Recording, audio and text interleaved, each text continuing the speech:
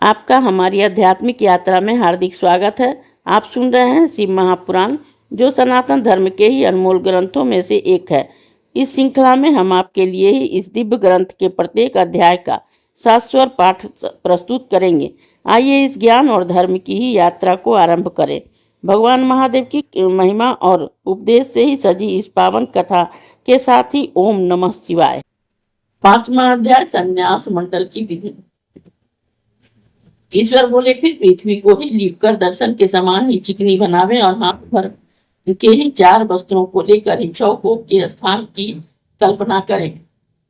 फिर तालपत्र लेकर उसके समान लंबे और चौड़े 13 भाग करके ही उसे ले उसी चतुर्थ मंडल में पश्चिम की ओर मुख करके बैठे।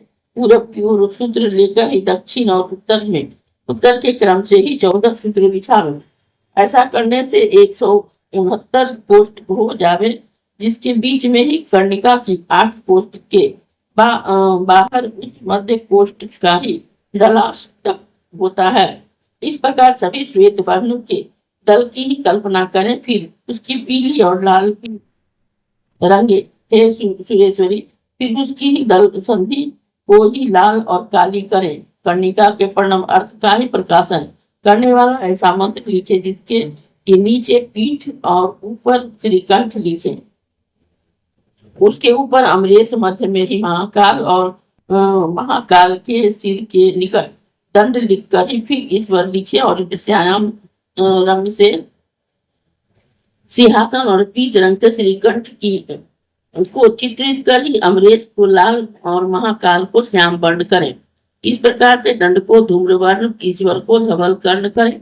ऐसा लाल यंत्र लिखकर ही संध्या मंत्र से ही आच्छादन करें। फिर उठे और नाद से किसान को भेद कर ही अग्नि क्रम से उसकी बाहरी पंक्ति को ग्रहण करें। फिर उसके कोने के 4 कोनों को ही श्वेत और लाल धातु से रंग कर 4 द्वार बनावे, जिसके इधर उधर के कोष्ठ पीले रंग से भरे हुए हो और दक्षिण दिशा को कोष्ठ को ही आगे 8 दल का ही कमल लिखे। इस प्रकार विधि पूर्वक पृथ्वी के ने जैसा गुरु एवं आचार्य बतावे उस दिशाओं के मंडल को चित्रित कर सूर्य की पूजा करें। इस अध्याय के श्रवण हेतु आपका हृदय से धन्यवाद। हम आशा करते हैं कि शिव महापुराण की यह दिव्य कथा आपको आध्यात्मिक शांति और गहन ज्ञान प्रदान कर रही होगी। कृपया अगले अध्याय के लिए हमारे साथ जुड़े रहें और अपने सुझाव एवं भावनाएं कमेंट के माध्यम से अवश्य साझा करें। धर्म, भक्ति और ज्ञान की इस पावन यात्रा में आपका साथ हमारे लिए अत्यंत मूल्यवान है। ओम नमः शिवाय। यदि यह प्रस्तुति आपको पसंद आई हो, लाइक करें, कमेंट करें, सब्सक्राइब जरूर करें, बेल आइकॉन दबाना ना भूलें ताकि अगला अध्याय आपसे छूटे नहीं। और इस पावन ज्ञान को ही शेयर करें अपने परिवार और मित्रों तक।